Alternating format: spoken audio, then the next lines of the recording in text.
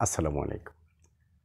সুপ্রিয় দেশবাসী, হিন্দু, মুসলিম, বৌদ্ধ, খ্রিস্টান আমরা সবাই এক মায়ের সন্তান। আজ আমি সকলে সুদৃষ্টি আকর্ষণ করছি দেশ এবং প্রবাসে যারা যেখানে রয়েছেন। বর্তমান প্রেক্ষাপটে আমরা উন্নত একটি যুগে বসবাস করছি, কিন্তু একটি বিষয় আমরা বলি নাই, কিন্তু ঠিকভাবে পরিচালনা করি নাই। আজ এই বিষয়টা আমি তুলে ধরতে চাই। দেখেন, আমরা বিনা টাকায় ভালো হওয়ার একটি সুব্যবস্থা আল্লাহ পাক রব্বুল আলামিন আমাদেরকে করে দিয়েছেন বা গড়ে রেখেছেন।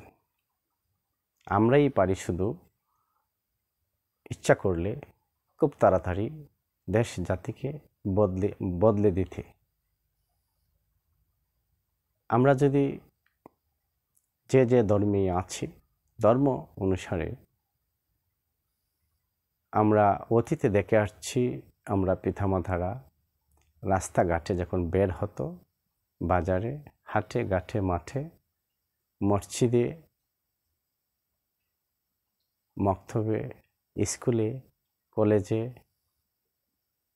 মন্দিরে, গির্জায় যখন যে ধর্মে আছে যাতায়াত করতেন, সেই অবস্থায় ছোটরায় বড়দেরকে দেখে সালাম করতেন, কেউ আদাব করতেন।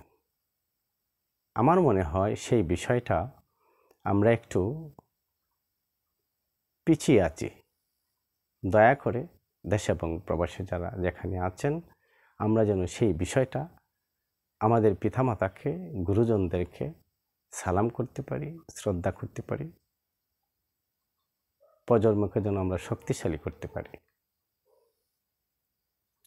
একটি সালামের মাধ্যমে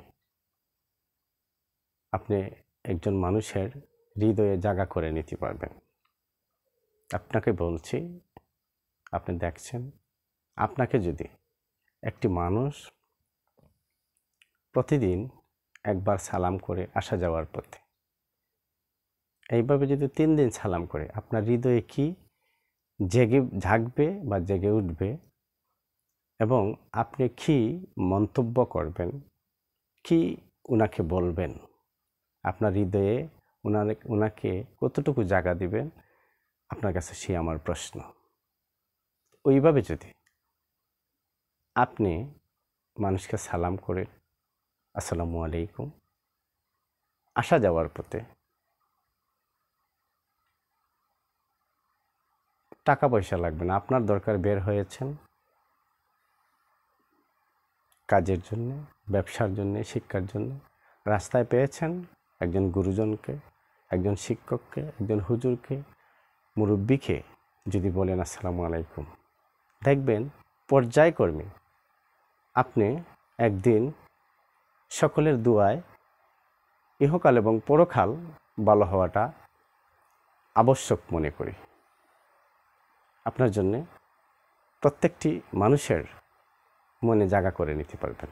আসুন প্রিয় ধর্মপ্রাণ মুসলমান ভাই ও বন্ধুরা এবং হিন্দু ভাই বন্ধুরা, আমরা যার যার ধর্ম থেকে আমরা যেন বড়দেরকে সম্মান করতে পারি, সালাম আদাব শ্রদ্ধা করতে পারি।